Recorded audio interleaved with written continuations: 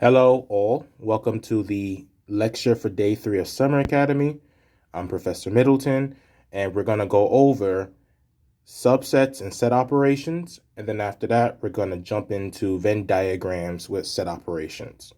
Okay, so let's start off with some definitions. The universal set, and that is the set of all objects in the universe. The universal set for a given situation is symbolized by a capital U, and that is the set of all objects that are reasonable to consider in that situation. So, the universal set is everything that we are examining. So, we have a symbol that represents everything, then we need to have a symbol that represents absolutely nothing. And we call that the empty set or the null set. And the empty set or the null set is a set with no elements inside of it. We're going to refer to the empty set with this symbol right here. And that symbol is known as null, but null means empty set. So that means there's nothing inside that set. Then, one more thing that we're going to focus on is a complement of a set. Let's say we have a complement of some set A. The complement of a set is symbolized by the set prime. We can call the complement of a set A as A prime. And A prime is the set of elements that is in the universal set, but not in the subset itself. So we can say the complement is everything in the universal set that is not found in the subset. So these three definitions are very essential to what's going to come later down the line, which is going to be set operations.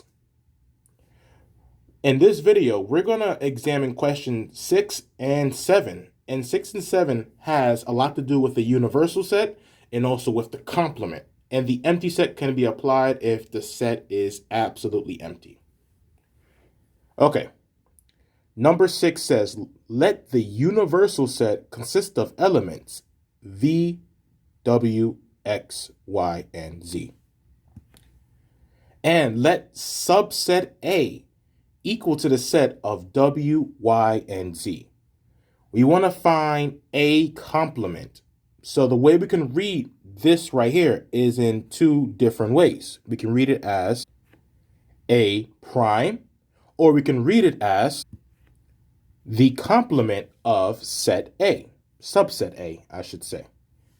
So the complement will be every element that is in the universal set that is not located inside of set A.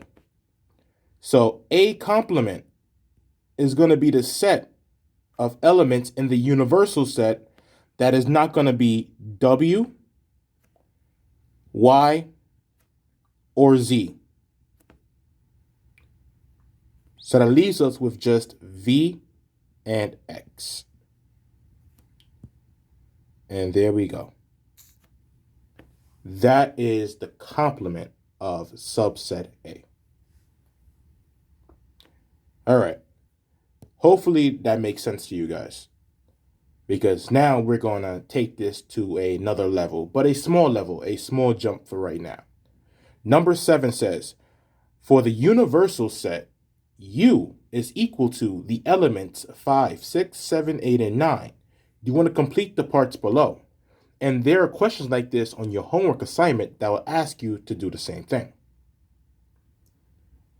We can leave it right there. Number 7 says, if subset A equals to 5, 7, 8, and 9, we want to find a complement, or the complement of A. So to find a complement, that is going to be every element that is in the universal set. That is not going to be 5. Oops, let me change it here. 7, 8, nor 9. So that just leaves me with just the element of 6.